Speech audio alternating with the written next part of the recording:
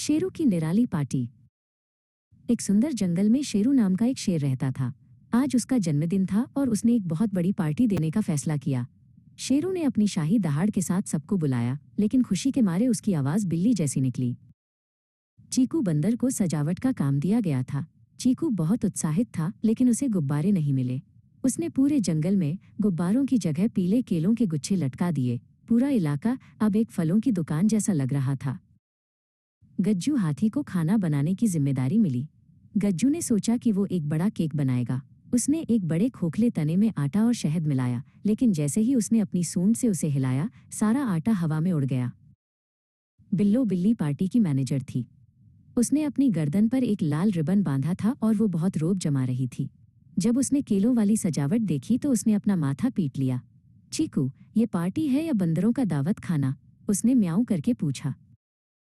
शेरू ने पार्टी शुरू करने के लिए एक बार फिर दहाड़ने की कोशिश की, लेकिन जैसे ही उसने मुंह खोला, उसे एक जोरदार हिचकी आई। हिच! पास खड़ी बिल्लो डर के मारे हवा में उछल गई। शेरू की हिचकी रुकने का नाम ही नहीं ले रही थी। चीकू ने एक तरकीब सोची।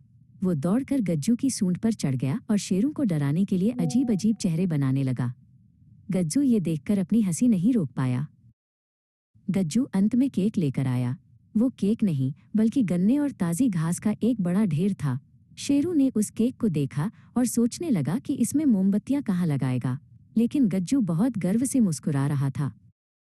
बिल्लो ने तय किया कि संगीत की कमी है। उसने गाना शुरू किया, लेकिन उसकी आवाज़ सुनकर चीकू अपनी पूंछ पकड़कर नाचने लगा।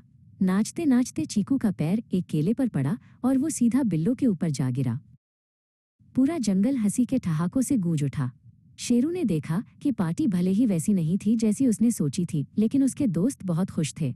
शेरू भी चीकू के साथ जमीन पर बैठकर ठहाके लगाने लगा। अंत में सबने मिलकर गन्ने का केक खाया और केले खाए। बिल्लो और गज्जू ने मिलकर एक बड़ा फलों का कटोरा साफ किया। ये जंगल की सबसे अजीब लेकिन सबसे मजेदार बर्थडे पार्टी थी।